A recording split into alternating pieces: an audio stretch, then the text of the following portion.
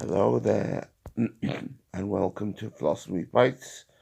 I think we're on either 22 or 23 now. I would just like to talk a little bit today about the philosophy of existentialism.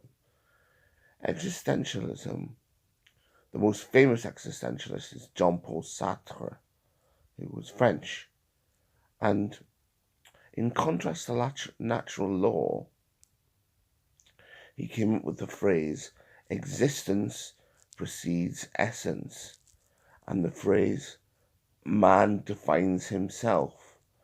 Natural law, if you remember, natural law says that we have a shared human nature, and we find out our telos using reasoning, because reasoning is your telos. So for natural law, the purpose of life is to discover your telos, whereas for existentialism, you shape your own telos. Okay? So, the example that Jean-Paul Sartre gives is of a French guy who is making the decision whether to go and join the resistance, like a kind of greater patriotic goal, or to look after his sick mother.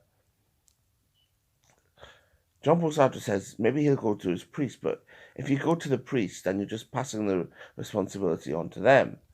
You are ultimately responsible for your actions, and you mold yourself into the character, a bit like a jelly bean. You mold yourself into the character that you become. Okay?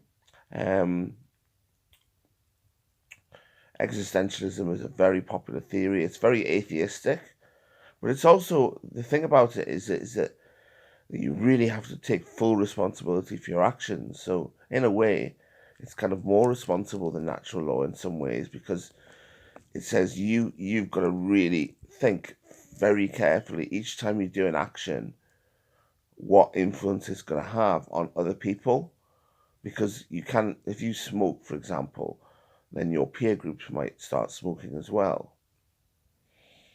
So existentialism, also you have the existentialist philosopher Albert Camus, who wrote a book called L'étranger, or the outsider, the stranger.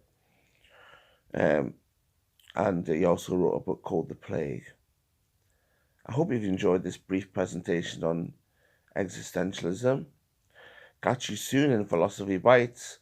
Please subscribe or post a like. Bye.